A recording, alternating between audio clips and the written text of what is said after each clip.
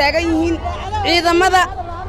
nabad sugidda ee kor taagan yihiin ee haddana maxay ahaatay haddii la banaanbaxaayo la leeyahay wax banaanbixi kara haba yaraatee ma jirto marka waxaan dareemayaa xamdi inaysan cadaalad haysanin xabsiga kii la geeyey oo la soo xiran in xabsiga laga soo daayay marka waxaan ka cabanayaa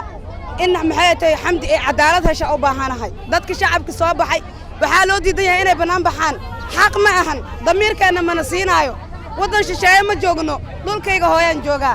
waxaa u baahanahay gabadhaas walaashay inay cadaalad ay hesho ma ahan inay cadaalad darro ay hesho ma ahan in xaqeeda lagu tunto maanta taliyo walba wuu soo baxa taliyo uu wacaa jidka hala xiro meel heblaayay soo socdaan hal istaajiyo saas xaq ma ahan maanta haddaa dhulkayga ku banaan bixi waayo oo muuji waayo dareenkayga waddan shisheeye wax ma laygugu qaban karaa kaygiyaa wax laygugu qaban la'yaha waddan shisheeyeen wax ma laygugu qabanaayo waxaa u baahanahay walaasha inay cadaalad hesho in nagala daaya dhibaatada nagula haayo tacaddiga ragga soomaaliyeed dad sharaf laha ku jiro in halka qof oo xumaato geysta la soo qabto oo la xiro oon xabsiga laga dayni cabdiraxmaan yuuro wuxuu xabsiga ka daayay qof walbeetu u yaqaanay qofka uu lahaa wax xaqana ma ahan dooni maayo damiir laaba dooni maayo ashay xamdi ayaa meeshaan isugu keentay maadaama xala xabsiga la geeyay dadkii ii sheeg xabsiga geeyana la soo deeyay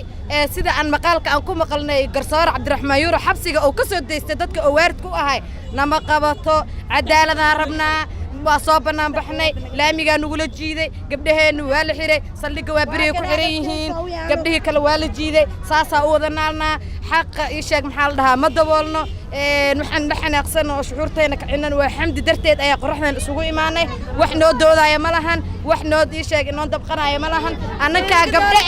annagaa ii sheeg maxaa la dhahaa xanuujinaysaa dhibaatada meesha taala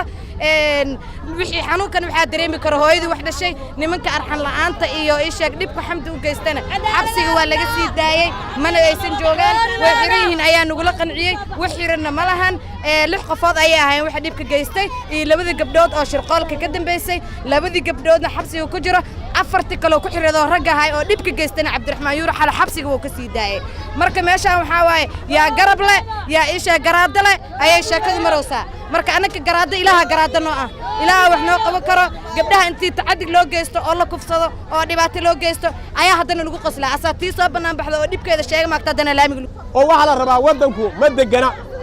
ma degana wax walba ka dhacayo kufsiga wax walba ka dhacayo shariicada islaamka dalka lagu soo dabaqo haddii aan la yeelin ara ilaah baa caroonayo ara adduunyo nagu dhacaysa ara aakhirana waa noo dambaysaa sidaa darteed dadku waxay ku qaylinayaan cadaalad shariicada islaamka hadal oo ku hadal bishii oo dhan $7 oo kaliya ku darso fariin kasta oo aad dirtaana waa ku bilaash isticmaal shabakadda ugu ballaaran geyga Soomaaliland haddaba si aad ugu shubato adeega kaafiye fadlan garaac xidig 8 eber 8 afargees ama